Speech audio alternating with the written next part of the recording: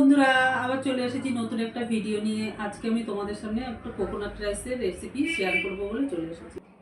নিয়েছি 1 কাপ মতো ভাত, নিয়েছি কাজু, নিয়েছি কারি পাতা, নিয়েছি কুচানো লঙ্কা, নিয়েছি আদা, নিয়েছি কুচানো বিউলির ডাল, নিয়েছি চানার ডাল, নিয়েছি শুকনো লঙ্কা, নিয়েছি সর্ষে, নিয়েছি ধনে পাতা, নারকেল, লবণ।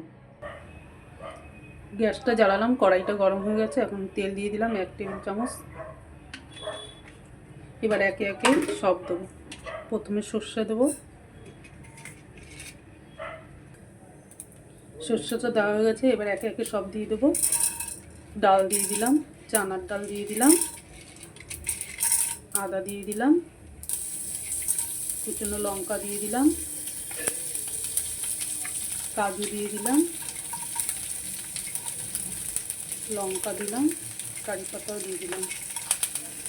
এবার এটাকে নাড়াবো আস্তে আস্তে। এটাকে লাল করে ভেজে নিয়েছি, সবগুলো ভাজা হয়ে গেছে। এবার আমি নারকেলটা দিয়ে দেবো। নারকেলটা দেওয়ার পরে ভালো করে নাড়িয়ে ছেড়ে ভালো করে নাড়বো। এবার নুন দিয়ে দেবো, স্বাদ মতো নুন দিয়ে দেবো। এটা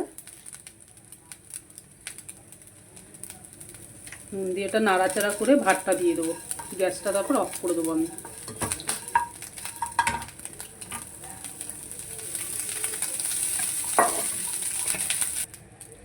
ভালো করে মিশিয়ে নিয়েছি সব কিছু। এবার আমি ধনে পাতাটা দিয়ে দেবো। আমার সব মেশানো হয়ে গেছে সব কিছু। এবার আমি এটা প্লেটে ঢেলে নেব।